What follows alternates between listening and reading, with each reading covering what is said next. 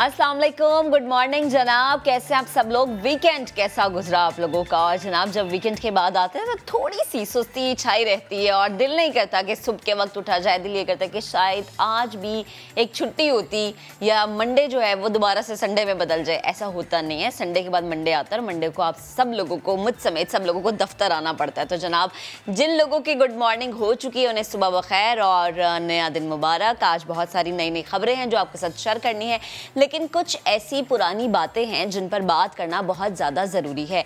हम बार बार एक बात कहते रहते हैं कि एहतियात इलाज से बेहतर है।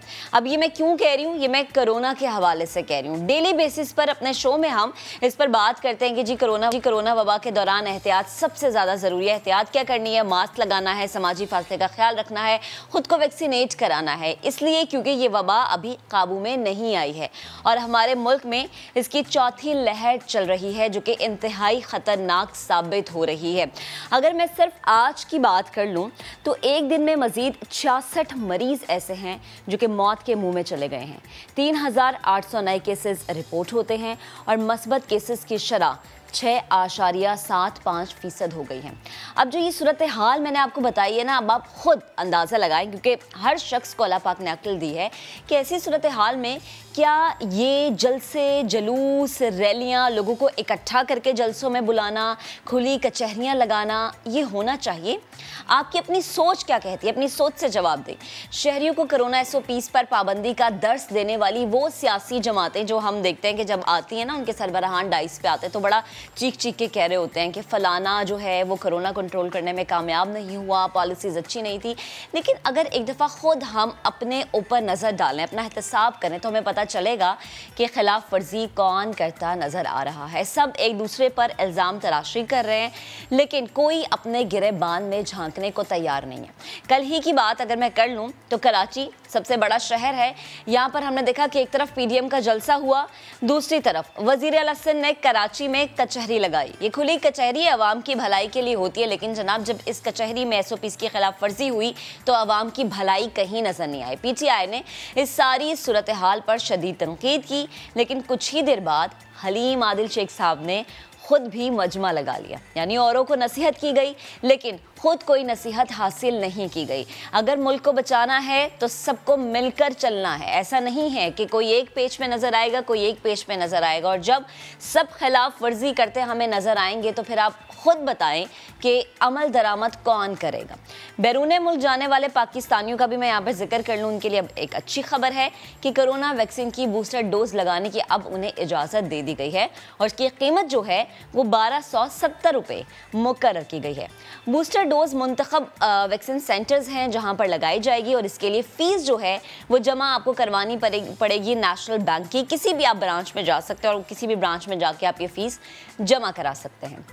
अब ज़रा आगे बढ़ते हैं। कोविड की वजह से एक और जो चीज़ है वो भी बड़ी मुतासिर हुई है, बच्चों की तालीम में। जब भी पता चलता था 2 दिन बाद स्कूल खुलेंगे तो मुझे लगता है बच्चे दुआएं मांगते थे कि 2 दिन के बाद स्कूल ना खुले, डेट आगे चली जाए। ज़रा सिंध की सूरत हाल की बात करते हैं, क्योंकि हमने गुज़श्ता हफ्ते के स्टार्ट में आपको बताया था कि पंजाब में तो स्कूल खुल चुके हैं।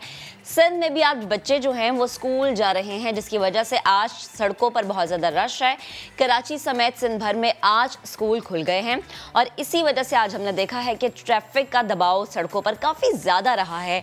लोगों को दफ्तर पहुंचने में भी ताख़ीर हुई है। स्कूल 50% हाज़िरी के साथ हफ्ते में अब 6 रोज़ खुलेंगे। हुकूमत ने हिदायत जारी की हैं कि तालीमी इदारों के तमाम सरबराहान, तदरीसी और गैर तदरीसी अमले की वैक्सीनेशन लाजिम है, जबकि महकमा तालीम किसी भी वक्त कहीं भी अचानक PCR टेस्ट करेगा। अल्लाह करे कि महकमा तालीम ऐसा कर ले, क्योंकि ऐसा होता नहीं है जैसा महकमा तालीम कह देता है। तो जनाब अब ज़रा आगे बढ़ते हैं और हमसाया मुल्क की बात करते हैं। और आजकल जब भी टेलीविज़न स्क्रीन्स पे हमसाया मुल्क की बात होती है तो या तो भारत के बहुत ज़्यादा बोलने की बात हो जाती है या फिर अफ़गानिस्तान की सूरत हाल की बात होती है। अफ़गानिस्तान की सूरत हाल कशीदा है, गैर मुल्कियों का इनखला जारी है, जिसमें पाकिस्तान की जो मदद है वो किसी से ढकी छुपी नहीं है। जबकि दूसरी जानिब जो तालिबान हैं उन्होंने यकीन दहानी कराई है कि 31 अगस्त के बाद भी अफ़गानिस्तान से जाने की इजाज़त होगी। यानी इसका मतलब यह है कि अगर कोई अमरीकी अफ़गानिस्तान में रुक जाता है तो वो वहाँ फंसेगा नहीं, बल्कि 31 अगस्त के बाद भी जा सकता है। अफ़गानिस्तान पर अक़वाम मुत्तहिदा का हंगामी इजलास जो है वो आज होगा। पाकिस्तान में सेनेट और कौमी असम्बली की दिफाई कमेटियों के अरकान GHQ जाएंगे। आला अस्करी क़यादत अरकान पार्लियामेंट को एतमाद मिलेंगे। वैसे पाकिस्तान इससे पहले भी बारहा ये कोशिशें कर चुका है कि अफ़गानिस्तान की जो सूरत हाल है उसको इस तरह की पॉलिसीज़ पर गामज़न किया जाए कि सूरत हाल कंट्रोल में रहे और वहाँ पर कोई भी ऐसी सूरत हाल पैदा ना हो जो कि बच्चों के लिए, ख़वातीन के लिए, यंग जनरेशन के लिए, जो कि उनका मुस्तकबिल है उसके लिए ख़राब हो। लेकिन बदकिस्मती से हम डेली बेसिस पर जो ख़बरें शेयर करते हैं आपके साथ, स्पेशली अफ़गानिस्तान की सूरत हाल को लेके, हमें अफसोस के साथ कहना पड़ता है कि जनाब सूरत हाल बड़ी कशीदा है। जैसे कल हमने देखा कि धमाका हुआ और इस बात की अमेरिका ने तस्दीक की कि वो धमाका अमेरिका की जानिब से किया गया और दाइश खुरासान को निशाना बनाने के लिए, उनके ठिकानों को तबाह करने के लिए, लेकिन उसके अंदर अफ़गान बच्चे की भी जान गई। तो मेरे ख्याल से कि जब भी कोई मुल्क अफ़गानिस्तान के हवाले से अपनी पॉलिसी तरतीब दे तो उसे ये देखना चाहिए, मद्देनज़र रखना चाहिए कि वहाँ के बच्चे, वहाँ की ख़वातीन, वहाँ के वो जवान, वो बूढ़े जो कि अब इस हक़ में नहीं है कि मज़ीद जंग लड़ी जाए, उनके लिए अमन कैसे कायम करना है। आगे बढ़ते हैं जनाब, एक बड़ी मशहूर सी कहावत है कि जिसे अल्लाह रखे उसे कौन चखे। कराची में एक ऐसा ही वाक़या पेश आया जिसे देखकर सब हैरान रह गए और यकीन नहीं कर रहे थे कि वाकई कि अगर किसी की जान अल्लाह ने रखनी है तो कुछ भी हो जाए उसकी जान को कुछ नहीं होगा। चंद फीट के फासले से दोनों हाथों के साथ फायरिंग हुई, स्ट्रेट फायरिंग थी। जब आप मनासिर देखेंगे आपको अंदाज़ा होगा। मुसल्लह शख्स ने चाय के होटल पर बैठे जफ़र पर 8 गोलियां बरसाईं लेकिन उसे खराश तक ना आई। इस वाक़े में साथ बैठा ASI जान से गया। 2 गोलियां ASI अकरम को लगी जो इसकी मौत का सबब भी बनी है। अब ये जो पूरा वाक़या है इसकी इन्वेस्टिगेशन इस वक्त जारी है। क्या आया कोई ज़ाती दुश्मनी थी, क्या मामला था जो 8 गोलियां बरसाई गई और ये वाक़या पेश आया। अब ज़रा आगे बढ़ते और बात करते हैं उम्मीद की। वैसे कहते तो ये कि आपको उम्मीद कभी भी मौजूदा वक्त में किसी से लगानी नहीं चाहिए क्योंकि कोई उम्मीदों पे पूरा नहीं उतरता। मैं बात उम्मीद की इसलिए कर रही हूँ क्योंकि कराची वालों को जिसका शिद्दत से इंतज़ार था वो इंतज़ार मुझे लगता है अब ख़त्म होने वाला है। क्यों? क्योंकि कराची वालों के लिए एक मरतबा फिर से बारिश का स्पेल आ रहा है। बारिश की उम्मीद जो है वो अब जाग रही है। महकमा मौसमियात के मुताबिक बुध से बारिश का इम्कान है।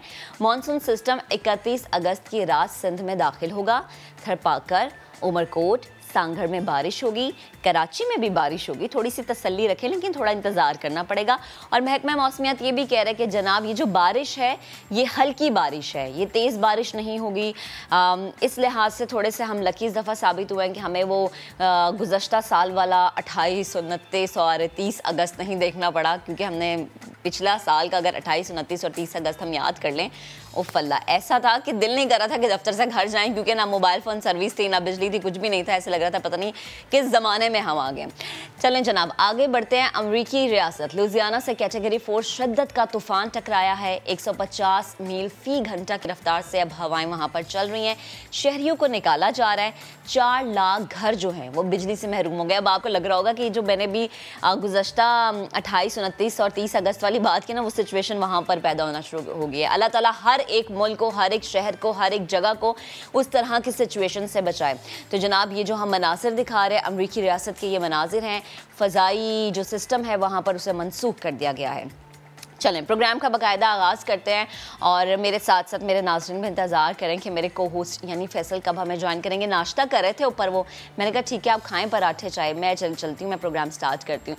तो जनाब जब हम बात करते हैं पराठा चाय की तो होता है सुबह का वक्त, और सुबह के वक्त होता क्या है जनाब, बच्चे जो है ना जाते हैं स्कूल, और जब स्कूल खुल जाते हैं ना तो अम्मा अब्बा थोड़ा सा शुक्र अदा करते हैं, और मैंने भी शुक्र अदा कर लिया जनाब के फैसल ने हमें ज्वाइन कर लिया। तो जनाब फैसल वेलकम, कैसे हैं आप?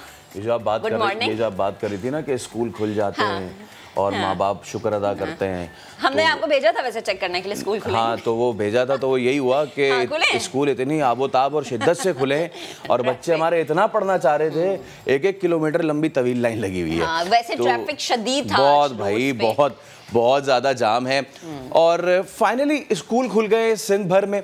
स्कूल्स में SOPs पर सख्ती से अमल दरामद किया जा रहा है। और जो हम हमेशा से बात करते रहे हैं महक, वो ये कि भाई एटलीस्ट स्कूल में जहाँ पे लाइन बना के बच्चे जाते हैं, जहाँ पे डिसिप्लिन मेंटेन होता है, वहाँ पे SOPs फॉलो की जा सकती हैं।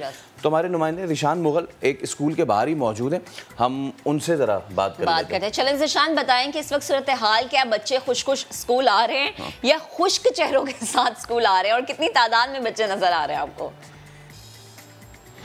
जी बिल्कुल, बच्चों की मौजें जो हैं आज ख़त्म हो गई हैं। सिंध भर में आज से तालीमी इदारे जो है वो शुरू हो गए हैं, उसका आगाज़ कर दिया गया है। इसके साथ मैं आपको यहाँ पर बताता चलूँ कि SOPs के हवाले से अगर बात की जाए तो यहाँ पर SOPs पर अमल दरामद करवाने के लिए सिंध हुकूमत की जानिब से जो नोटिफिकेशन जारी किया था उसके मुताबिक तलबा तालिबात को मास्क और सैनिटाइज़र अपने पास रखने के लिए लाजिम करार दिया गया था। इसके अलावा जो स्कूल में जो वालिदैन छोड़ने के लिए बच्चों को आ रहे थे उनके लिए भी ये वैक्सीनेशन कार्ड जमा करवाने के लिए स्कूल में कहा गया था। इसके अलावा ये महकमा सेहत सिंध की जानिब से ये भी कहा गया है कि रैंडम PCR का जो टेस्ट है वो भी अचानक से करवाया जाएगा, किसी भी जगह पर वो जहाँ पर छापा मारेंगे। इसके अलावा मैं आपको यहाँ पर ये भी बताता चलूँ कि जो स्कूल में जो हाज़िरी है बच्चों की वो 100% रखने के बजाय उन्होंने 50% रखने के लिए कहा गया है, क्योंकि हाज़िरी को 2 हिस्सों में डिवाइड किया गया है। पहले दिन जो है 50% बच्चे आएंगे, दूसरे रोज़ जो है वो 50% जो है बच्चे आकर तालीम हासिल करेंगे। ठीक है ज़ीशान, बेहद शुक्रिया। 6 रोज़ ये स्कूल खुलेंगे हफ्ते में, 50% बच्चे, अल्लाह करे कि बच्चे ये ना कहें कि 6 रोज़ है तो अब हमने 3 रोज़ आना, 3 रोज़ छुट्टी करनी है। तो जनाब, कोविड ने जहाँ पूरी दुनिया का निज़ाम दरहम बरहम किया है, वहाँ पर सबसे ज़्यादा जो नुकसान है वो किस चीज़ को पहुँचा, किस चीज़ को हुआ फैसल? वो ऐसा नुकसान है जिसकी तलाफ़ी कब होगी नहीं मालूम, ऐसा नुकसान जिसकी कमी कभी शायद पूरी ना हो सके। ख़तरनाक वबा ने जहाँ कई जाने ली, वही उससे कई नस्लों का मुस्तकबिल भी ख़तरे में पड़ गया है। डिजिटल लर्निंग या ऑनलाइन सिस्टम क्या पाकिस्तान में कामयाब हुआ? माहिरीन और जो वालिदैन और बच्चे इस डिस्टेंट लर्निंग या ई-लर्निंग का जो मुस्तकबिल है वो क्या देखते हैं? मुदस्सिर नज़ीर ने एक खुसूसी रिपोर्ट बनाई है, पहले ये देखते हैं।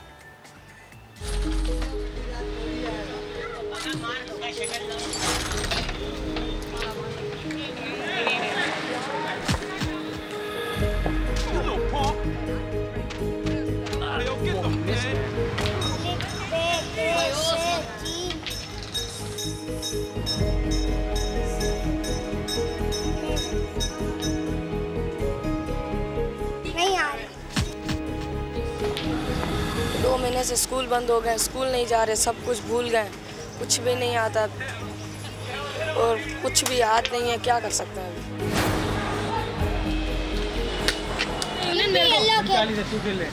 जब ऑनलाइन तालीम के लिए बुनियादी ढांचा ही खस्ताहाल होगा तो वर्चुअल दुनिया के क्लासरूम में अंधेरा ही अंधेरा होगा।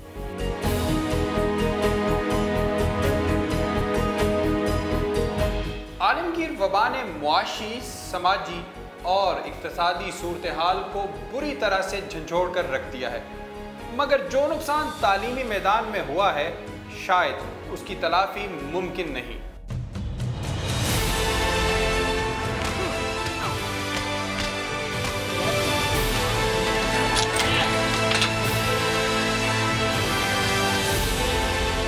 सबसे मेन प्रॉब्लम बच्चों की स्टडी की है।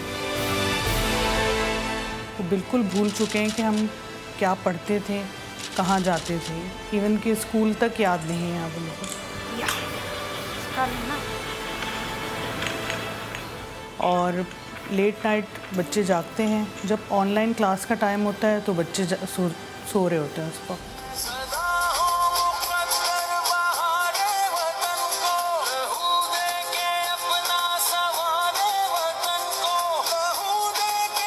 मेरा नाम अजान है, मैं क्लास 6 का स्टूडेंट हूँ। दिल नहीं लगता पढ़ाई में, वो जो जुनून था ना हमारा अंदर से पढ़ाई का, वो निकल गया है। आजकल मैं टिकटॉक बना रहा हूँ और टिकटॉक बनाना मुझे बहुत पसंद है। मैं न्यू ट्रेंड्स पर टिकटॉक बनाता हूँ और मेरे 50 फॉलोअर्स हैं। और मुझे एक और शौक़ है पबजी का, जिसके अंदर मैंने परचेज़ किया हुआ है रॉयल पास। मैंने बहुत मुझे मिशन करना भी पसंद है और मैं अपनी RP को भी बढ़ाना, स्ट्रॉन्ग करना चाह रहा हूँ। ऑनलाइन क्लास में चीटिंग करना बहुत इजी। टीचर में कैम से तो देख रही होती हैं, लेकिन उन्हें ये नहीं पता होता कि उनके पीछे क्या चल रहा है।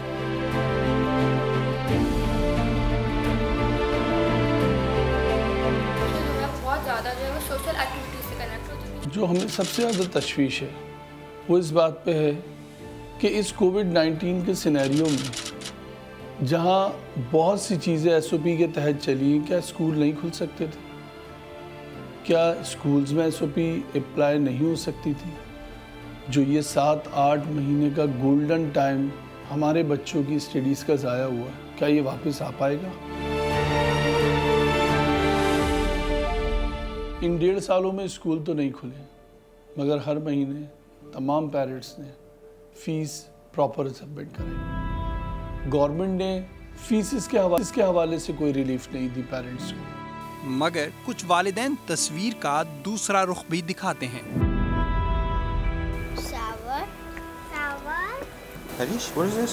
What shape is this? Oval shape. हम अपने बच्चों से करीब हो गए हैं, जिससे हमें अपने बच्चों की नीड्स का, उनकी एबिलिटीज़ को जज करने का टाइम ज़्यादा मिल गया है। जिससे हम वो 8 घंटे जो बच्चा स्कूल जाता था, वो 8 घंटे माँ के पास रहता है।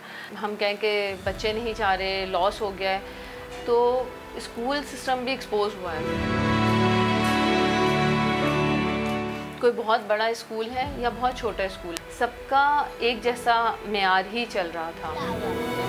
याद नहीं कर रहा। अगर किसी का बच्चा बहुत अच्छी रिकॉर्ड्स बना रहा है राइटिंग में, टाइकोंडो में, गेम्स में और कंप्यूटर्स में, पोइट्री में, तो वो उसके घर का बैकग्राउंड भी रिफ्लेक्ट हो रहा है। मगर ऐसा सोचने वाले वालिदैन बहुत कम हैं।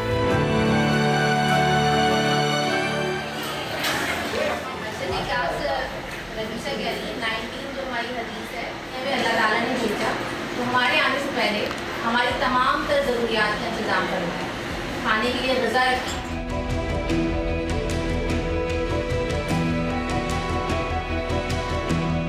स्कूल कभी खुलते हैं और कभी बंद हो जाते हैं, तो बच्चे अपनी स्टडीज़ को लेके बहुत ज़्यादा कंफ्यूज हैं। जो रूटीन में बच्चों की स्टडी का एक ट्रैक बनता था, वो बिल्कुल आउट हो जाता है। बच्चों के सिलेबस पे से बहुत ज़्यादा असर पड़ता है। फिर दूसरा, गवर्नमेंट की तरफ से ये अनाउंस हो जाता है कि ऑप्शनल पेपर जो हैं वो नहीं लिए जाएंगे, कंपलसरी पेपर जो हैं वो हम नहीं लेंगे और ऑप्शनल पेपर हम लेते हैं। तो उसमें भी बच्चे जो हैं वो काफ़ी कंफ्यूज होते हैं।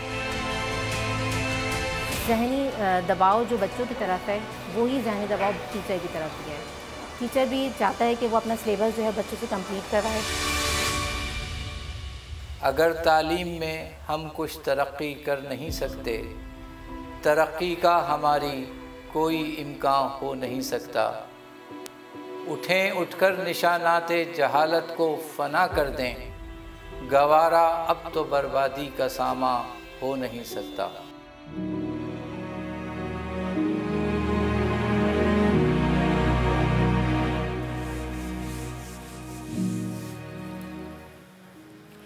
यकम 2020 से लेकर अब तक सिर्फ 65 दिन स्कूल खुले रहे, जबकि 570 दिन स्कूल बंद रहे।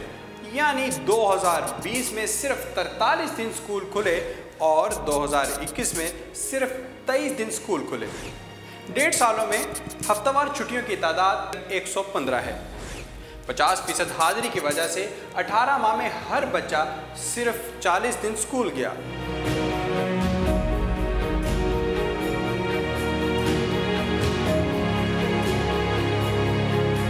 कोरोना की वबा के दौरान पाकिस्तान में सबसे ज़्यादा जिस शोबे का नुकसान हुआ वो तालीम का शोबा है, जहां स्कूलों में मौजूद बच्चों की तादाद का 25 से 30% स्कूलों से बाहर रह गया।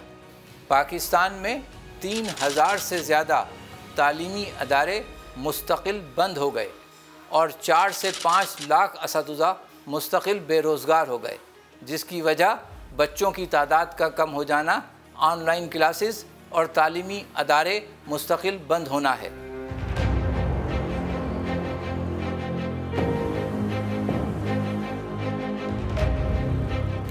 दो 2020 में 9वीं और 10वीं जमात के बच्चों को बग़ैर इम्तिहानात के प्रमोट कर दिया गया, जिससे तालीमी म्यार बिल्कुल गिर गया। अब वो बच्चे जो फेल होते थे और वो बच्चे जो पोजीशन लेते थे, सब बराबर हैं। बच्चों को जो उनका रिज़ल्ट होता है या जो उनको नेक्स्ट क्लास में किया जाता है, वो उनकी मेरिट की बेसिस पे करना चाहिए, ताकि बच्चों के अंदर जो एक जोश होता है, वलवला होता है कि हम इतनी मेहनत करेंगे, इतनी हार्ड वर्क करेंगे कि हमारे पेपर में हम फर्स्ट पोजीशन लें, हम सेकंड पोजीशन लें। तो जब बच्चों को ये पता होगा कि हमने साल के एंड में प्रमोट हो जाना है, तो बच्चे उस तरह की मेहनत करेंगे ही नहीं। जो हमारे यहाँ लॉस हुआ है बाहर तो वो कंपनसेट कर लेते हैं और कर लेंगे, लेकिन हमारे यहाँ कंपनसेशन की बात नहीं है। हमारे यहाँ तो जो छुट्टी हो गई, जो रह गया सो रह गया। तो इससे ज़ाहिरा तो हमें बहुत आसानी दिख रही है। जैसे मैंने इंतहा वाली बात यह है कि 70 बरस में पाकिस्तान में मैट्रिक जो है वो पीएचडी से भी बड़ी क्लास में, इसलिए कहता हूँ कि ये 10 साल की है। 10 साल तो हमारे यहाँ है, बाहर तो अमेरिका में 12 साल है। और तो ये इतनी बड़ी क्लास है 10-12 साल की, पीएचडी तो 3 साल 4 साल में ही हो जाता है। उस हवाले से और इसका सर्टिफिकेट लाइफ टाइम काम आता है। आपकी एज जो है वो मैट्रिक के सर्टिफिकेट से एवेलुएट होती है। तो ये सर्टिफिकेट आपका इंतहा है कि 2 पेपर दे रहे हैं स्टूडेंट और मैट्रिक हो रहे हैं। देखिए लास्ट ईयर तो फेल कोई भी नहीं हुआ, सिर्फ फेल वो हुआ जिसने फॉर्म जमा ही नहीं कराया किसी वजह से। तो हमारे पास मैट्रिक में जब लास्ट ईयर था तो 30-35 हज़ार बच्चा सप्लीमेंट्री में जाता था, क्योंकि वो बच्चा फेल था। तो लास्ट ईयर जो प्रमोशन पॉलिसी थी उसमें यह था कि जो फेल सब्जेक्ट है उसमें सिर्फ पास नंबर देते हैं, लेकिन वो बेचारे जितने पास हुए वो डी और ई ग्रेड में पास हुए। तो हमारे पास बल्क क्वांटिटी में कई हज़ार बच्चे जो है वो ई और डी ग्रेड में पास हैं। देखिए एक बड़े जलजले के बाद आफ्टर शॉक्स आते रहते हैं। मैं समझता हूँ कि 4-5 साल तक इसका लॉस महसूस किया जाएगा। कोरोना की 4 लहरों में हचकोले खाते स्कूल कई बार खुले और कई बार बंद हुए। अब सूरत हाल ये है कि बच्चे स्कूल का सबक तो क्या, स्कूल का रास्ता ही भूल गए हैं। तलबा में तहकीकी सलाहियत ना तख्लीकी। कहीं ऐसा ना हो जॉब ऑफर करते हुए पूछा जाए कि आप 2020-21 के तलबा तो नहीं। कैमरामैन सनाउल्लाह, फैसल आगाई, शाहिद बलोच और अली मुशर्रफ के साथ मुदस्सिर नज़ीर, समा, कराची। तो मुदस्सिर बहुत ही जामे, बहुत ही मुफस्सिल, बहुत ज़बरदस्त आपने रिपोर्ट बनाई है। सारे मामलात का अहाता किया है कि जिनको हम तोड़ के जिन पे बातें करते हैं, लेकिन आपने तमाम तर पहलुओं पे नज़र डाली। एक तो चीज़ें, दूसरी चीज़ें जो सबसे आखिर में थी वो सबसे अहम चीज़ थी। कहीं ऐसा ना हो कि आज वाली जो नस्ल है वो जब जॉब के लिए जाए तो उनसे पूछे कि अच्छा 2020-2021 में आप पास आउट हुए हैं, देखते हैं फिर आपको जॉब। वैसे तो जो वो मतलब जो हम लोग हैं ना, मतलब हमारी जो वो है जनरेशन, उसमें भी जब हम नौकरी लगाते मुश्किल से मिलती है, लेकिन जो बंगली वाली वो है पर्सनल एक्सपीरियंस तो जनाब अब आगे बढ़ते हैं। और क्या होता है सिंस हम कोरोना और उससे पढ़ने वाले तालीम के असर की बात ही कर रहे हैं, केसेस कोरोना के एक बार फिर बढ़ रहे हैं। इसी के पेश नज़र 27 बड़े शहरों में SOPs पर अमल दरामद जारी रखने का फैसला किया गया है।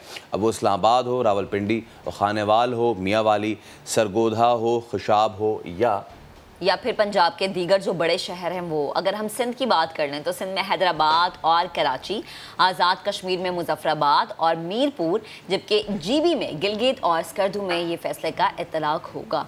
SOP के मुताबिक जनाब हफ्ते में 2 दिन तमाम मार्केट जो है वो बंद रहेंगी। तालीमी इदारे 50% तादाद के साथ हफ्ते में 3 रोज़ के लिए खुलेंगे। ये 3 रोज़ है, लेकिन कराची में 6 रोज़ के लिए खुल रहे हैं अभी फ़िलहाल। इंडोर शादियों की तकरीबात पर पाबंदी, जबकि 300 मेहमानों के साथ आउटडोर तकरीबात की जा सकती हैं। कोरोना की सूरत हाल पर मजीद बात करने के लिए हमने राबता किया है वज़ीर सेहत पंजाब डॉक्टर यास्मीन राशिद साहिबा से। डॉक्टर साहिबा, बेहद शुक्रिया वक्त देने के लिए। Good morning. जब हम पंजाब की बात करते हैं तो ये कहना ज़रूरी होता है कि आबादी के लिहाज से बड़ा सूबा है, इसलिए यहाँ पर इंतज़ामात कुछ अच्छे होने चाहिए। पंजाब में कोरोना केसेस में एक बार फिर से इजाफा होता नज़र आ रहा है। शहरों में कोरोना केसेस के मस्बत शरह, अगर हम सबसे पहले उसकी बात कर लें तो क्या अदाद शुमार है? जहाँ तक कोरोना केसेस की तादाद यकीनन बढ़ी है। वजह यह है कि जब डेल्टा वेरिएंट आया है तो ये देखा गया है कि क्योंकि उसकी इन्फेक्टिविटी रेट भी बहुत ज़्यादा है, तो इस इन्फेक्टिविटी रेट ज़्यादा होने की वजह से जो ये हमारी चौथी वेव आई है, इसमें तादाद मरीज़ों की यकीनन बढ़ी है। और शरह जो है इस वक्त जो हमारे पास आ रहे हैं सामने डिस्ट्रिक्ट वाइड पॉजिटिविटी के, ओवरऑल जो हमारा इस वक्त पॉजिटिविटी रेशियो है वो 7% है, लेकिन पूरे पंजाब के अंदर। लेकिन कुछ शहरों के अंदर जैसे मुजफ्फरगढ़ है, खुशाब है, इधर लाहौर के अंदर इतना यहाँ शरह जो है वो तकरीबन ज़्यादा है एज़ कम्पेयर टू बाकी शहरों के अंदर। अब हम लोगों ने ये देखा है कि जो बड़े गुंजान आबादी के शहर हैं, जिस तरह फैसलाबाद है, रावलपिंडी है, लाहौर ख़ास तौर के ऊपर हमेशा जो शरह देखी जाती है कि अगर 100 मरीज़ पूरे पंजाब में हैं तो तकरीबन 50 जो हैं वो लाहौर में देखे जाते हैं। वजह यह है कि लाहौर को 1.5 करोड़ 1.25 करोड़ आबादी का शहर है, और नेचुरली इतनी बड़ी आबादी के अंदर शरह इमीडिएटली बढ़ जाती है।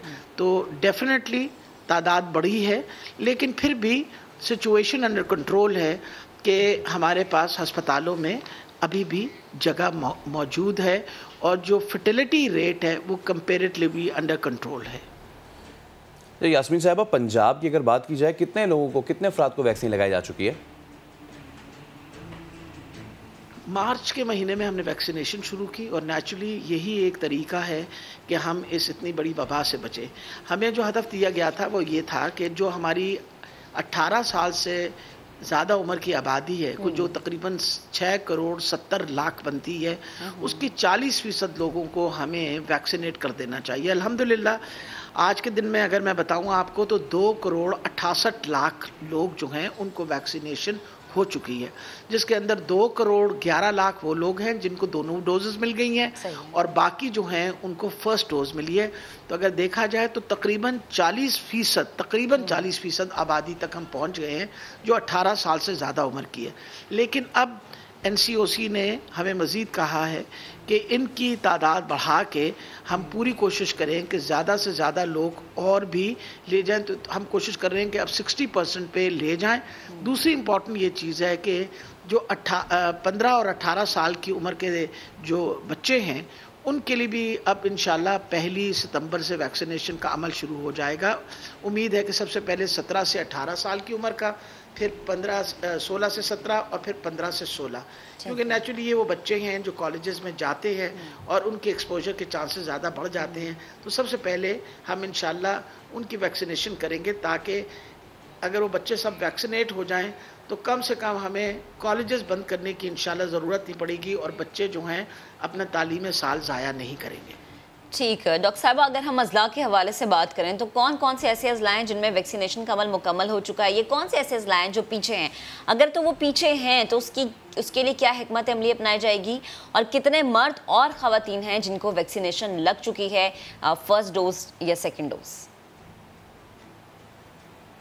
मेरा ख्याल है सबसे बड़ी ये बात है कि सब बहुत एफ़र्ट कर रहे हैं। सारे ज़िलों के अंदर इस वक्त बहुत ज़्यादा एफ़र्ट किया जा रहा है, लेकिन जो इस वक्त एफ़र्ट को लीड कर रहे हैं वो सबसे पहले तो रावलपिंडी है, फिर जेलम है, मंडी भाउदीन है, चकवाल है, गुजरात है।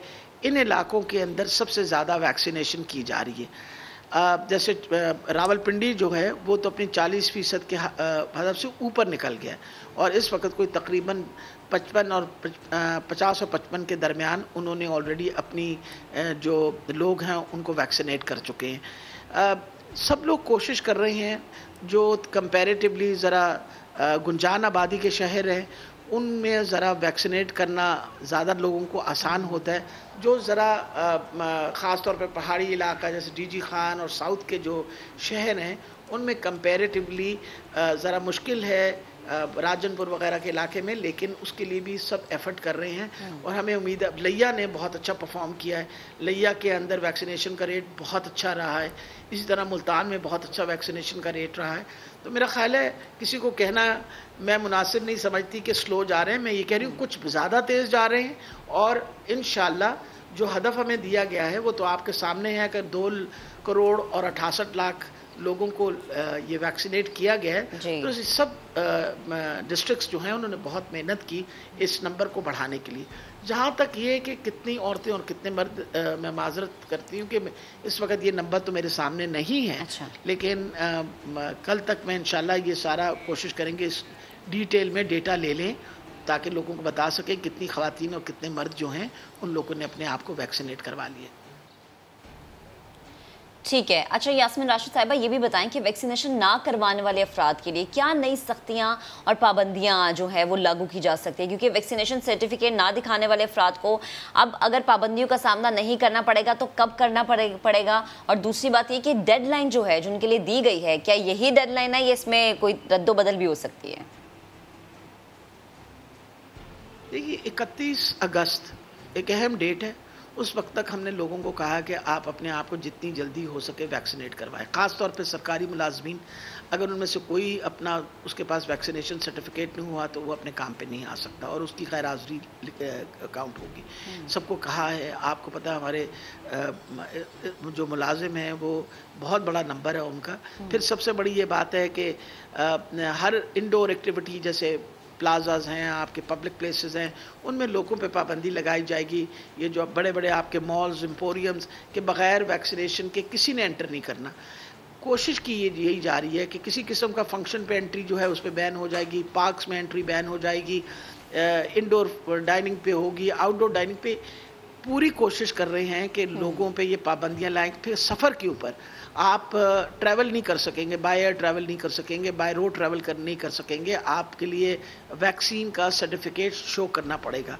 तो इसलिए मेरा ख्याल है ये पाबंदियां जब लगेंगी 31 तारीख के बाद तो लोगों को एहसास होगा कि वजह क्या है। वजह इसकी ये है कि जिस इंसान ने वैक्सीन लगाई है उसने अपने आप को भी बचा रहा है वबा से और अपने प्यारों को भी बचा रहा है, अपने घर वालों को भी बचा रहा है और जहां वो मूव करता है अपने दफ्तर में उनको भी बचा रहा होता है। ठीक है, लेकिन डॉक्टर साहब भाई ये भी चीज़ है ना कि लोग ये भी कहते हैं कि जिन्होंने वैक्सीन लगवाई है वो भी जो है कोविड में मुब्तला होते हैं। ज़रा इस हवाले से भी प्लीज़ बताएगा कि क्या अदाद-ओ-शुमार सामने आए हैं, कितने लोग ऐसे हैं जो अस्पताल पहुँचे और उनमें कितने ऐसे हैं जिन्होंने वैक्सीन लगवा ली है और कितने ऐसे हैं जिन्होंने वैक्सीन नहीं लगवाई?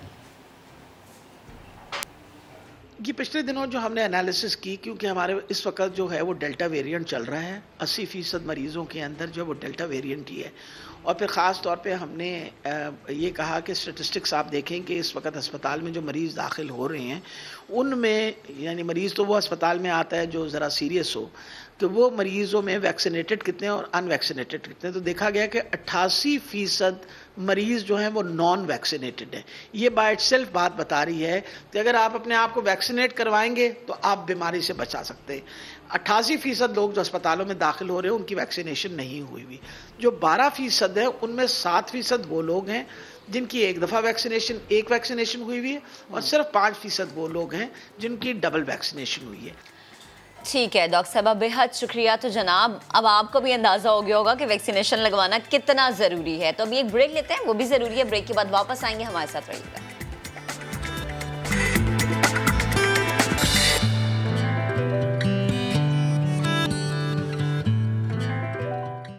कहीं ना कहीं किसी ना किसी का दिल जो है वो एटलीस्ट इतना तो वो नरम हो जाए कि कुछ कर जाए इन लोगों के लिए।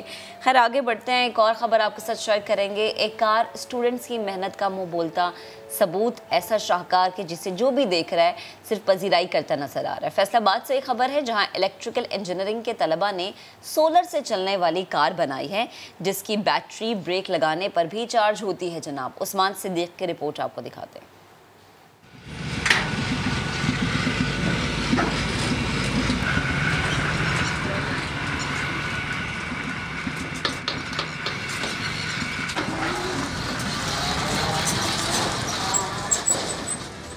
सूरज की किरणों का होगा इस्तेमाल, ब्रेक भी करेगी बैटरी को फुल चार्ज।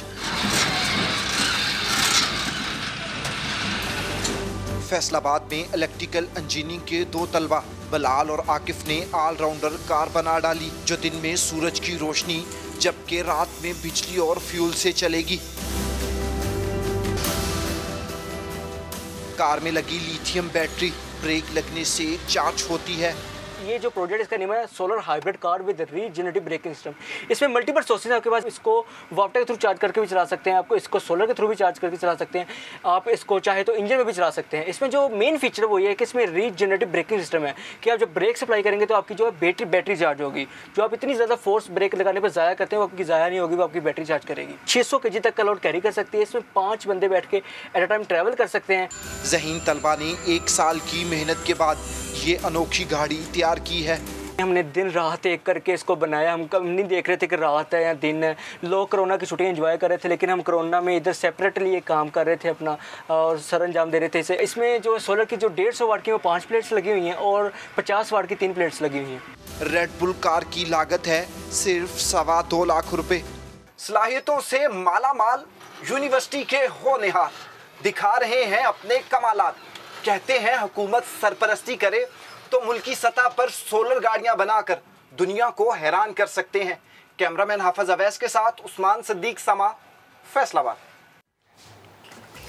जी हाँ, तो हमारे जो शाहकार हैं ना वो बहुत ही हमारे हर गली मोहल्लों में छुपे हुए हैं। बस ज़रूरत इस चीज़ की है कि इस नम मिट्टी को और ज़रखेज़ हम करें। खैर, जब अब मिसरा मेरे मुंह से निकल ही गया है तो आइए अब गुफ्तगू को थोड़ा शायराना कर लेते हैं। मुद्दत हुई है यार को महमा किए हुए, जोश कदह से बज़ में चरागां किए हुए, करता हूँ जमा फिर लख्ते जिगर को, अरसा हुआ है दावत मशगां किए हुए, मोहब्बत और ज़िंदगी की तल हकीकतों को शेर की ज़बान में बयां करने वाले असदुल्लाह खान गालिब की अपनी ज़िंदगी कैसी थी, अब ये बात हमारे नौजवानों को भी पता चलेगी, चलनी चाहिए। जी हाँ, पाकिस्तान अब उज़्बेकिस्तान के साथ मिलकर बहुत बड़े इस खित्ते के शायर मिर्ज़ा गालिब पर एक ड्रामा बनाने जा रहे हैं। बिल्कुल, और फैसल सिर्फ यही नहीं, मुग़ल बादशाह बाबर भी जो हैं उन पर भी एक ड्रामा बनेगा, एक सीरीज़ बनेगी जो PTV पर आएगी। और ये दोनों बहुत बड़ी अचीवमेंट्स है हमारे लिए कि हमारी नौजवान नस्ल को पता चलेगा कि हमारी तारीख़ में कितने सितारे मौजूद हैं, उनकी ज़िंदगी कैसी थी, उन्होंने कितनी मेहनत की, कितनी जिद्दोजहद उन्होंने की। इसी पर बात करने के लिए हमें ज्वाइन किया है सीनियर अदाकार साजिद हसन साहब ने। साजिद साहब, बेहद शुक्रिया आपका वक्त देने के लिए। Good morning. मिर्ज़ा गालिब हों और मुग़ल बादशाह बाबर हों, इन दोनों पर ड्रामा बन रहा है, सीरीज़ बन रही है जो कि नौजवान नस्ल अब देखेगी, उनको पता चलेगा उनकी तर्ज़ ज़िंदगी क्या रही है। उज़्बेकिस्तान के साथ मिलकर ये उर्दू ज़ुबान में बनने वाली सीरीज़ हमारी इंडस्ट्री के लिए कितना बेहतर है। ये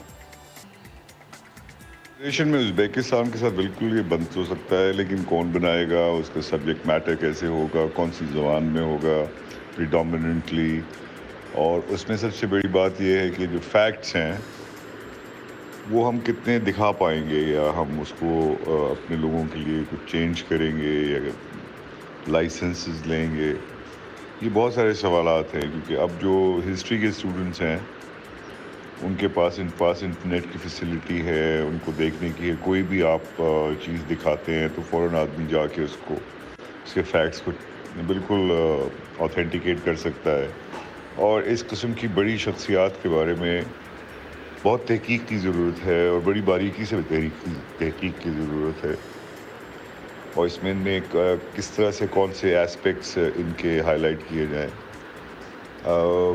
बाबर एक इंतहाई बड़ी शख्सियत है और मिर्ज़ा गालिब अपनी जगह उतने ही बड़ी शख्सियत हैं अदब में। तो ये दो अलग अलग जायंट्स हैं, दोनों बहुत बड़े फिगर्स हैं अपनी अपनी फील्ड्स में। एक ने सल्तनत पूरी रखी ज़मीन पर और एक ने तख़य्युलाती जो चीज़ें लिखी, बिल्कुल उसमें भी एक पूरी सल्तनत है। गालिब को आज भी याद किया जाता है। तो इसकी बड़ी बारीकी से जो काम किया जाए, इस पर फिर प्रोडक्शन वैल्यू, पीरियड पीसेस बहुत महंगे होते हैं और बहुत बड़ी बड़ी कंपनीज इनको अंडरटेक करती हैं। तो इसलिए ये क्या करना चाहिए जी, मगर कौन करेगा, किस तरह करेगा, किन लोगों के हाथ में इतना पैसा होगा और इसकी इन्वेस्टमेंट, ये बिल्कुल बहुत बड़े काम हैं। बिल्कुल करने चाहिए, हुकूमतों को करने चाहिए, मुल्क का रिप्रेजेंटेशन है, दुनिया को पता चले। लेकिन साथ साथ बहुत मुश्किल काम भी है, इंतहाई। और अगर काम आता हो तो तकरीबन नामुमकिन, लेकिन साथ साथ काविश की बिल्कुल कोशिश की शदीद ज़रूरत है। हम सबको मिल के इसमें अदबी जितनी भी शख्सियात हैं उनका कुछ मजमुआ मिल के या कोई बोर्ड मिल के इस किस्म की स्क्रिप्ट लिखे तो मज़ा आएगा। और बिल्कुल हमारी इंडस्ट्री को शदीद ज़रूरत है, इंडस्ट्री क्या पाकिस्तान को शदीद ज़रूरत है, क्योंकि ये अब दुनिया आगे आने वाले वक्तों में और आज से ही लग ऐसे रहा है कि ज़हनी तौर पे आपको जितना ज़्यादा खुला मौका मिले दुनिया में वही मुल्क आगे तरक्की कर रहे हैं। सो इसलिए बड़ा ज़रूरी है कि हम इस दौड़ में जो ज़हनी दौड़ है उसमें बड़ी तेज़ी से तरक्की करें और जो फासले हमें 100 साल में तय करने हैं वो मिनटों में तय करें। तो उसके लिए बिल्कुल ज़रूरी है कि इस किस्म की काविश की जाए।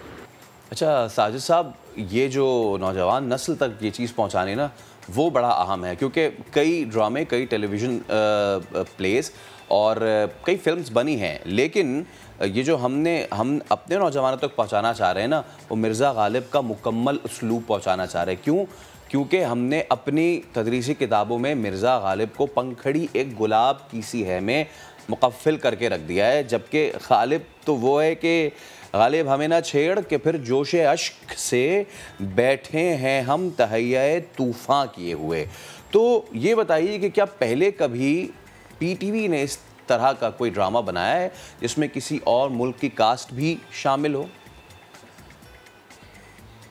की गई है और पीटीवी से कोशिश की गई है। गवर्नमेंट ने पीटीवी का एक इदारा, पीटीवी ने बिल्कुल इसको किया है और कासिम जलाली साहब और बड़ी चीज़ें, मगर उसमें ये है कि ज़ाहिर है इनके पास वो वसाइल नहीं थे उस वक्त भी।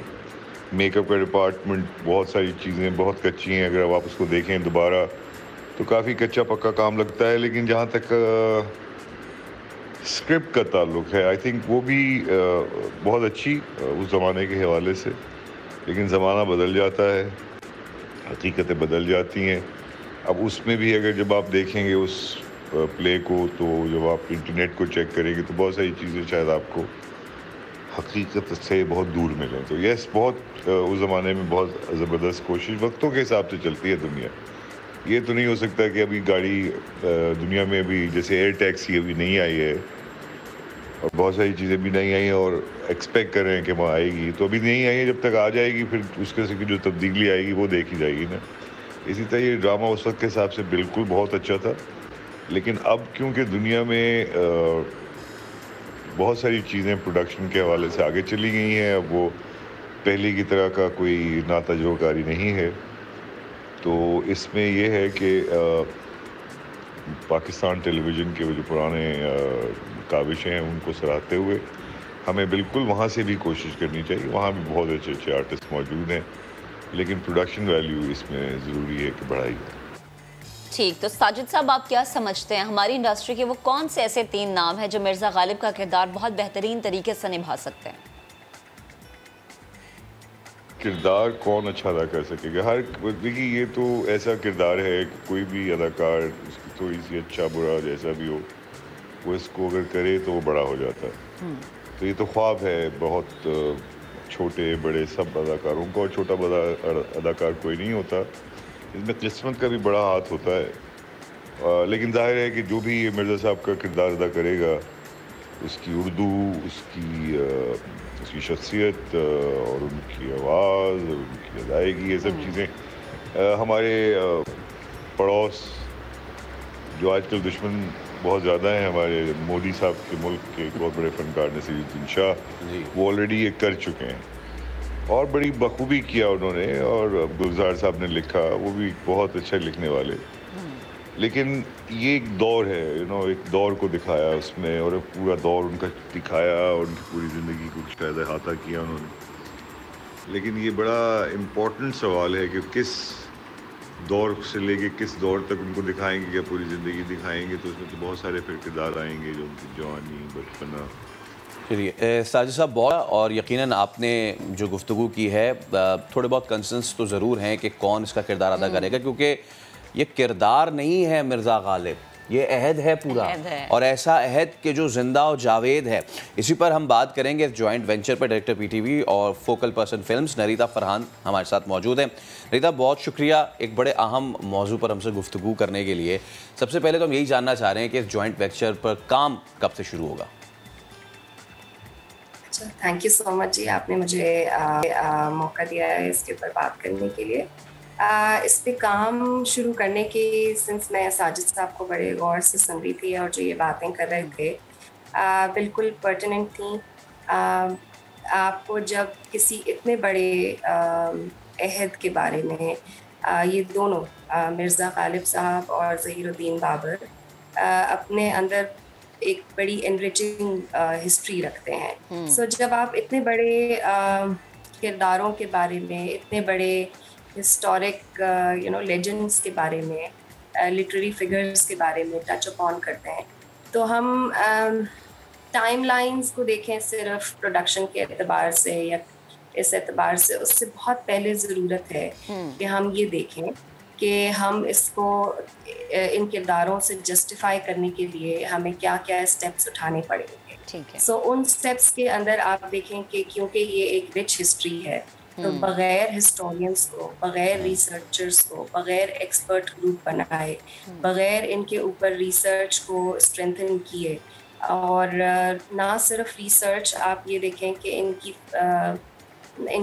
शायरी इतनी एक्सटेंसिव है, इनके ऊपर जो आप स्क्रिप्टिंग कराएंगे, स्क्रीन प्लेस करेंगे, वो इतने स्ट्रेंथन उस हिसाब से होने चाहिए कि जो फुली जस्टिफाई करते हों कि आपने बाबर और ज़हीरुद्दीन बाबर साहब और मिर्ज़ा गालिब को चुना है इस काम के लिए।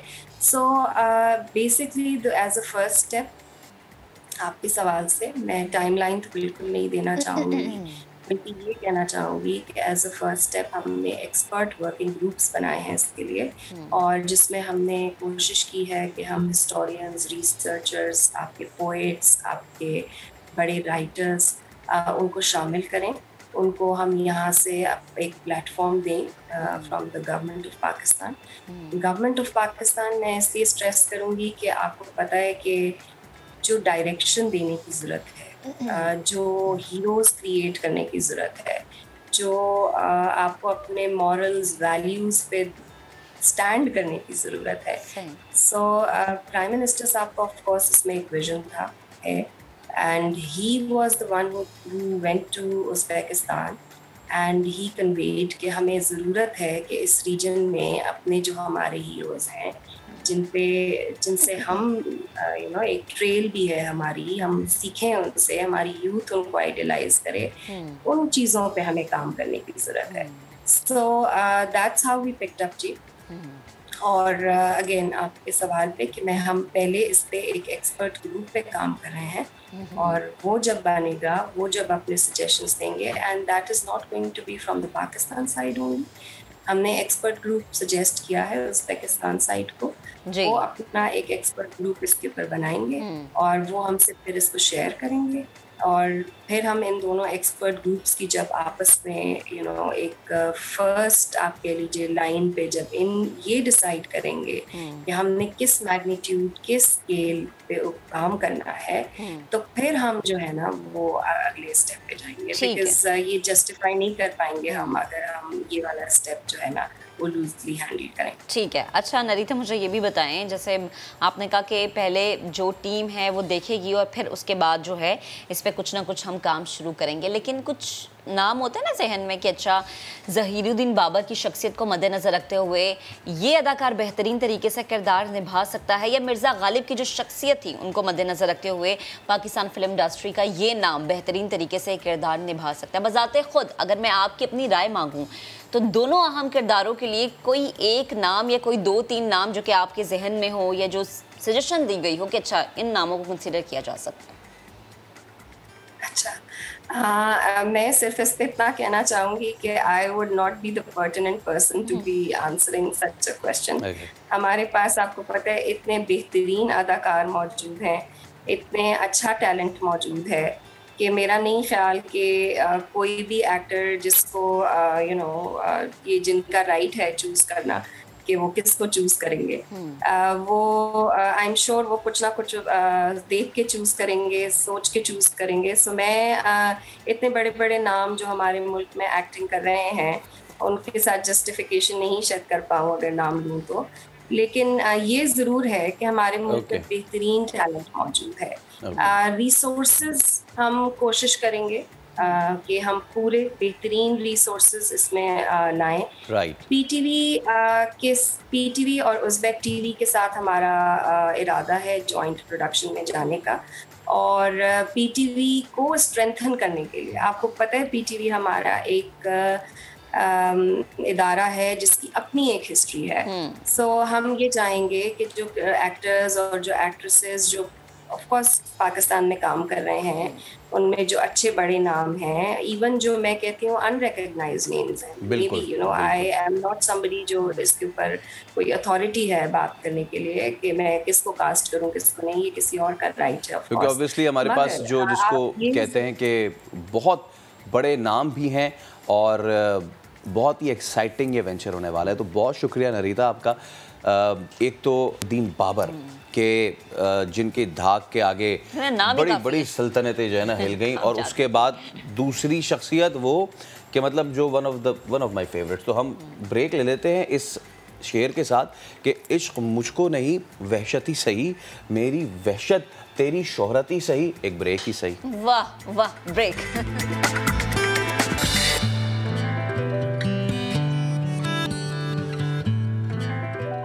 खुशामदीद कहते हैं आपको। और एक बहुत बड़ा मसला जो कोविड SOPs के पेश नज़र रहा है वो है मार्केटों का बंद होना, कारोबार का बंद होना और महदूद वक्तों तक खुले रहना। अब कराची में जो मार्केट्स हैं रात 8 बजे उनको बंद करने का है फैसला। तो इसके ख़िलाफ़ ताजिर जो हैं वो मैदान में आ गए हैं और उन्होंने ये पहले दरख्वास्त की थी और अब कर रहे हैं मुतालबा कि आप मार्केट का वक्त रात 10 बजे तक करें। ताजिर एक्शन कमेटी के रिजवान इरफान साहब हमारे साथ मौजूद है, इनसे हम बात कर लेते हैं। बिल्कुल रिजवान साहब, बेहद शुक्रिया वक्त देने के लिए। दो मुतालबात, एक तो जुम्मे को कारोबार खोला जाए, दूसरा ये कि रात 10 बजे तक दुकानें खोलने की इजाज़त हमें दी जाए। ये दोनों मुतालबात आपने क्या सामने रखे हुकाम बाला के और क्या जवाब आया, अगर तो सामने रखे हैं? देखिए, रात की तारीख में जो नोटिफिकेशन निकाल दिया कल संडे को, 31 तारीख लास्ट डेट दिया, आपने रात को नोटिफिकेशन निकाल दिया, आपने कोई मुज़ाकरात नहीं की, ना बात की है।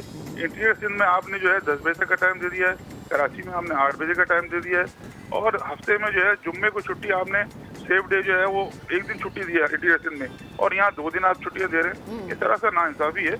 आप जो है ये नोटिफिकेशन में आपको क्लियर करना चाहिए था, सिंध पूरा सिंध एक ही नोटिफिकेशन चलेगा या अलग अलग नोटिफिकेशन चलेगा? लेकिन रिजवान साहब ये तो NCOC की तरफ से ना, सिंध गवर्नमेंट की तरफ से नहीं है। नहीं, NCOC की तरफ से उन्होंने 2 दिन कहा था सेफ डे, लेकिन इंटीरियर सिंध में जो है सिर्फ जुम्मे के दिन उन्होंने छुट्टी नहीं दी है, उन्होंने सिर्फ संडे को छुट्टी दी है, शायद एक दिन छुट्टी का दी है और नोटिफिकेशन मौजूद है। मैं ये उनसे कहता हूँ आप NCOC से चल रहे हैं या अपने नोटिफिकेशन के हिसाब से चल रहे हैं? हम तो ये कहते हैं आप 10 बजे का टाइम हमने दिया इंटीरियर सिंध में, तो हमको भी देते हैं 10 बजे तक का। हम इतने कलील मुद्दत में ना दिनों में कारोबार कर सकते हैं, ना अपने लोगों का रोजगार कमा सकते हैं, आप समझ सकते हैं, ना लोगों ने सैलियाँ दे पा रहे हैं, ना लोग जो है अपना क्या कहते हैं उसे लोगों की जो है दुकानों जो किराया निकाल पा रहा है, ना और खर्चे पूरा पा रहे हैं। हफ्ते महीने में जो है 8 छुट्टियां दे रहे हैं आप और 8 बजे तक का टाइम दे रहे हैं, किस तरह लोग कारोबार करेंगे? आप समझ सकते हैं, हजारों की तादाद में लोग दुकानें बंद हो गई हैं और लोग जो है बेरोजगार हो रहे हैं, आप समझने की कोशिश नहीं करते। लेकिन रिजवान साहब, ये जब हजारों की तादाद की बात आती है ना, तो यही वो उन हजारों में से लोग निकलते हैं जो वैक्सीनेशन नहीं करवाना चाहते। बेहद शुक्रिया, गुफ्तगू कर रहे थे, आपका मौक़िफ़ भी आगे सामने। आगे बढ़ते जनाब करेंगे उस खबर की जो कि जुम्मे वाले दिन हमारे प्रोग्राम में नश्र हुई और उसके बाद जंगल में आग की तरह वो फैली और हर किसी ने साइमा का रुख किया। लाहौर की सड़कों पर तमाशा बनने वाली साइमा की खबर समा के प्रोग्राम नया दिन हमारे प्लेटफॉर्म से जब चली तो पंजाब हुकूमत भी हरकत में आ गई। वज़ीर आला पंजाब ने माली इमदाद और माँ के इलाज का ऐलान कर दिया। साइमा सरवर और उनकी वालिदा की माली मुआवनत भी की जाएगी।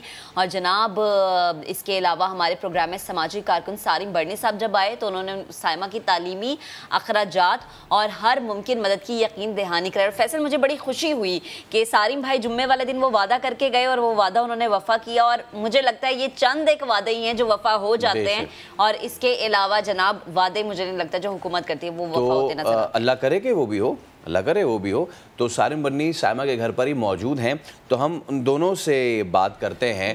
तो सबसे पहले तो सारिम भाई आपका बेहद शुक्रिया, साइमा भी मौजूद हैं। सारिम भाई बताइए, आप यहाँ पे पहुँचे, ज़रा देखने वालों को बताएं इनके घर की सिचुएशन कैसी है, कितने कमरे हैं, कैसे यहाँ के मामला चलते हैं? बस इतनी है जितनी एक इज़्ज़तदार आदमी को जगह चाहिए होती है। ये चारपाई अगर ऐसे करके डाली है तो इसके बाद इधर जगह नहीं है कोई भी। ऐसा एक घर है जहाँ माँ बेटी एक इज़्ज़त से रह रहे हैं, जी रहे हैं, और खुशी हुई देख करके। गुर्बत इशू नहीं होता, गुर्बत मसला नहीं है, दुनिया में होती है, लेकिन जो माशरे की बुराइयां हैं, जो मकसद जिससे एक हमारी बहन बेटी रुसवा हो रही होती है ना, वो इशू होता है जो इस साइमा के साथ था। मैं आया, मैंने इससे जब अभी बातचीत की, मैं हैरान रह गया। अबव 80s बता रही है परसेंटेज मैट्रिक में ली इसने, और 94% इसने इंटर के अंदर ली है। अब आप इंतहा देखें कि एक मेडिकल की स्टूडेंट 13 माह पढ़ने के बाद इस वजह से छोड़ देती है कि बाप की डेथ हो गई, भाइयों की डेथ हो गई, माँ को संभालने वाला, घर को चलाने वाला कोई नहीं है, और उसके बाद रोज़ के अखराजात अब कैसे उठेंगे।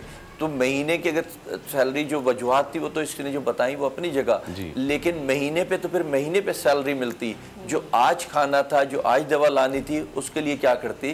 तो इसने जोकर बनना शुरू कर दिया। इसने किसी महल्ले वाले से पूछा, कोई लड़का यहाँ बनता था, उसको देख करके इसने काम शुरू किया। और कभी कभी मैं ये कहता हूँ कि कभी कभी जो नुकसानात होते हैं ना, वो भी फ़ायदे में बदल जाते हैं। अभी मुझे साइमा ने बताया कि मैं जा रही थी तो किसी लड़के ने जब मेरी बेग खींची तो मेरे एकदम बाल खुले, तो पता चला कि मैं लड़की हूँ, और उसके बाद ये चीज़ जो है ना सामने आई। मुझे तो खुशी है कि साइमा हमारे सामने आई, वरना हमारी एक इतनी कीमती बहन ऐसे छुपे हुए जोकर बन के सड़कों पर। चले फिर हम अपनी बहन से भी बात कर लेते हैं। सबसे पहले तो साइमा, आपको बहुत बहुत सलाम।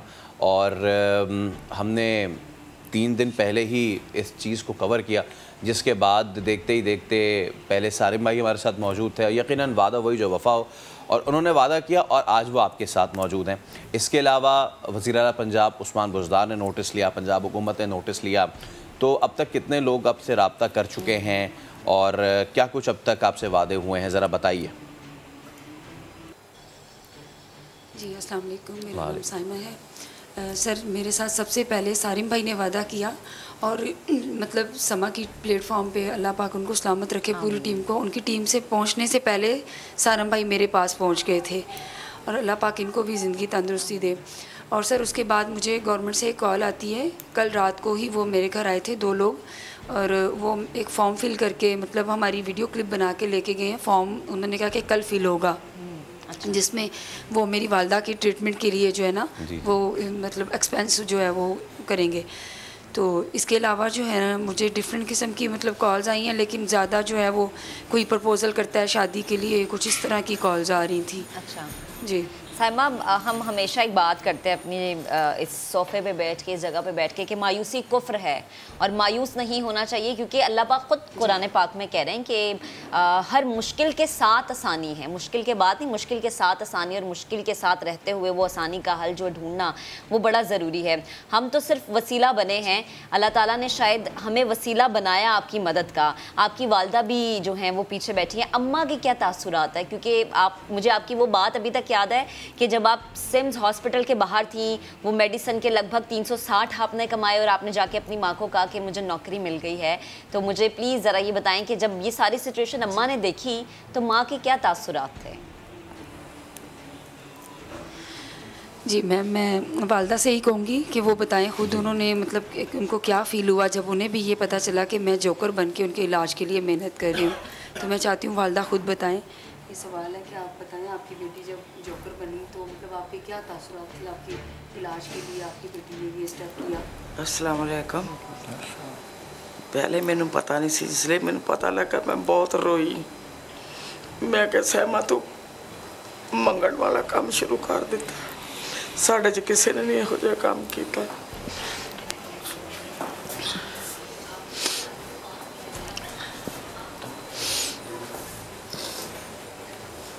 लेकिन साइमा इनसे ये भी पूछिएगा कि यकीनन इस वक्त तो रो रही हैं और उस वक्त शायद उन्हें बुरा भी लगा होगा, जैसे वो कह भी रही हैं कि साइमा तुमने ये कैसा काम शुरू कर दिया है।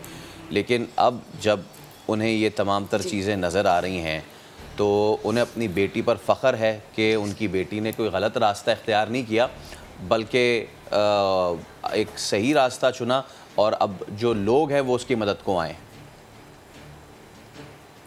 जी सर, नहीं तुसी ये दसो कि तुहानू कोई शर्मिंदगी तो नहीं मेरे ते कि मैं काम कीता, तुहानू फखर है या कि तुहाडा मैं साथ दे? मेरी बेटी है, मेरा सब कुछ ही मेरी बेटी है इस वक्त।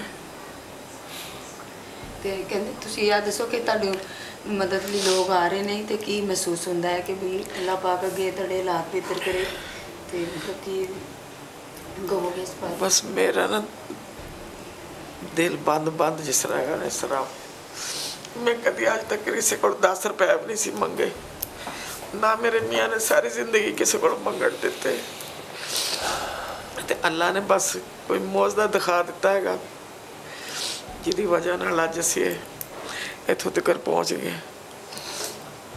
ठीक है, अच्छा साइमा, मैं चाहता हूँ कि आप अपनी वालदा को हमारी तरफ से सिर्फ ये बता दें कि यकीनन मुश्किल वक्त ज़रूर आता है, लेकिन जब वो मुश्किल वक्त आया है तो ऐसे में आप एक तो सबसे पहले आपने उनका सहारा बन के सामने आई, जिसके बाद ये हम सबकी ज़िम्मेदार, ये तो हुकूकुल इबाद में शामिल है कि अगर हमारे बराबर वाले को भी कोई तकलीफ़ है तो हम हमारे पड़ोसी को भी हम जाके मदद करें। आप तो हमारी बहन है और अगर हमसे हो सका तो हमने आपकी ज़रूर ये मदद भी की है। तो अपनी वालदा को अब ये कहना है कि पहली बात रोना नहीं है, फ़ख्र करना है अपनी बेटी पे, और अगर तो वो ये समझती हैं कि उनकी मदद हुई है, और यकीनन सफ़ेद पोश जो लोग होते हैं ना सारिम भाई, वो यही सोचते हैं कि यार मैंने तो आज तक किसी से मांगा नहीं है, ना मेरे शौहर ने मांगा, जैसे कि अम्मा भी कह रही हैं, तो अभी ये चीज़ होते हुए उनको अजीब से महसूस हो रहा होगा। तो ये साइमा, जिस वक्त आप पढ़ लिख के एक मुकाम पे पहुंच जाएंगी और हमारी दुआ है कि डॉक्टर बन जाएंगी, तो अपनी अम्मी को ये बताएं कि जितनी मुझे लोगों ने मदद की है ना, मैं उससे 100 गुना ज़्यादा लोगों की मदद करूँगी। आप ये बताएं, फिर हम आगे बढ़ते हैं इंशाल्लाह। मी तुसी ना दसो कि भी अल्लाह ने सानू इस मुश्किल वक्त जो कढ़ के ना इत्थे लियांदा है ते अगे असी अल्लाह पाक साडी बांह फड़ी है, मौजज़ा होया ते असी भी अगे जड़ा ना ऐसे काम नूं कि असी लभ के ना कई साइमां नूं, कई बेटियां नूं उन्हां दी असी मदद करां। मेरी ये कोई ख्वाहिश सी, मैं कहा सी कदी अल्लाह मियाँ साडी बांह फड़ेगा तो मैं भी किसी दी बांह बनांगी जाके, मैं भी लोकां दे नाल इहो जे लब के मैं जाके अच्छे काम करां। इन्हां दा बहुत शुक्रिया जिन्हां ने साडे वास्ते इन्ना कुछ कीता।